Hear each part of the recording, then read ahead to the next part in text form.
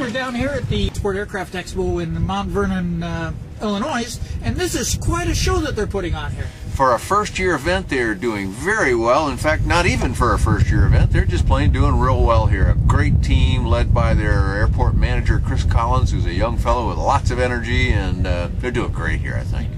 We must have, I think, 40 or 45 airplanes here from different manufacturers. Yeah, I think, you know, there's always a few doing demo, which of course is one of the goals of these things, but if you counted them all up, it'd probably be pretty close to 50. So it's a very credible turnout. Lots of nice equipment here for people to see, and quite a few people that have come in to see it.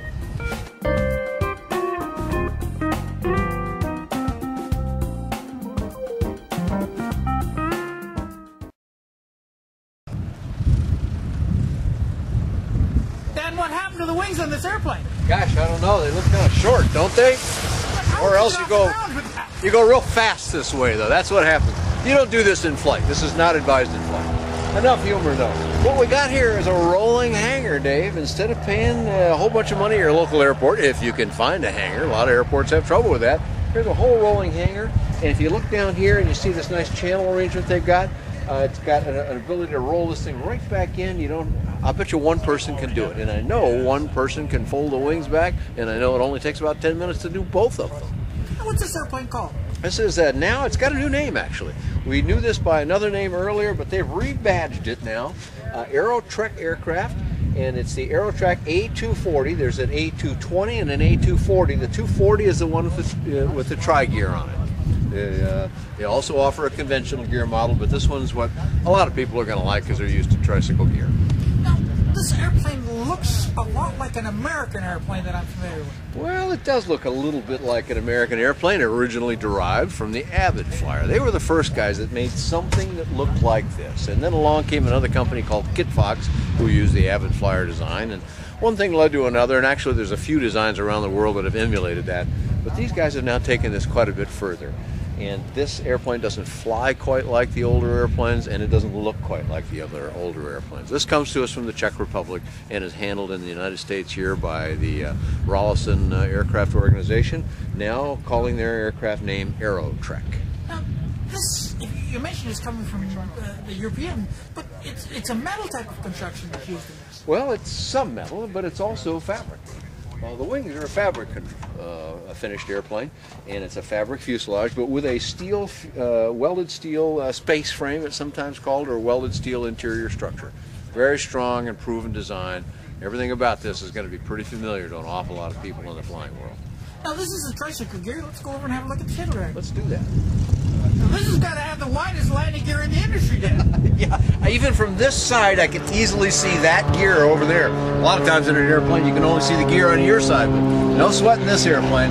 That's one of my little favorites in the light sport world. The Aerotrek. This one is the Aerotrek A220 now, and the 220 means tail dragger, 240 means tri-gear. Now, control systems. How do they steer and do that on this airplane? Well, you're basically a dual joystick, throttle in the center. They use a vernier control, which a lot of folks really like, especially if you're used to that sort of thing. That means you can push the detent and shove the throttle in, or you can twirl it in, meaning you can get a very fine adjustment to it. And this airplane looks like it would be some sort of a utility job that wouldn't go along very fast, but in fact, this will cruise at better than 120 miles an hour. So it's a fairly speedy little airplane. Partly because it's lean in its construction.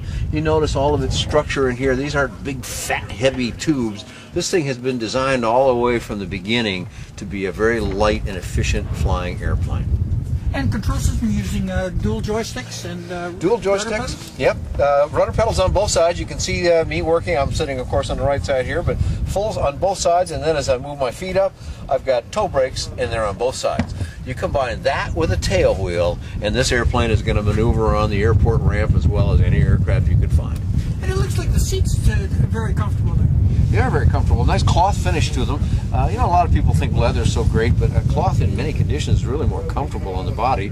But the support, I'm sitting in here, it feels very good. I could sit in this airplane for a while. And let's take a look around here behind us. Look at all this baggage space we've got back here. First of all, one nice little feature, your headset can input right here so that you don't have cords running all over the front of the cockpit, and you've got them on both sides back here. But then look at this baggage area we got back here. There's quite a bit of room back in here. And you've got places you can tie down again to some of this space frame structure that it's got inside.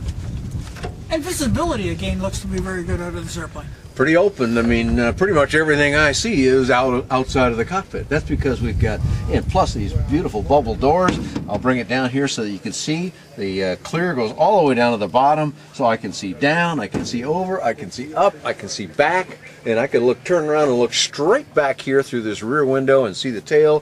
When I do my pre-flight adjustments, I can see the action of wiggling the stick and know that I've got the controls in the right place. And the bubble doors are giving you a little more room at the shoulder too. They do. Let me sit in here straight, and I'll bring this door in, and I'll actually close it all the way so you can see just how far that goes. Pins down here in the front. This is where you want to make sure that the front doesn't bow out. But there's also an attachment back here behind my shoulder that pins it in the rear. So this door is not going to go anywhere. But now as I sit here, from your angle, you may not be able to tell, but there's quite a good curve here, and my elbow is probably 3 or 4 inches outside the base of the aircraft.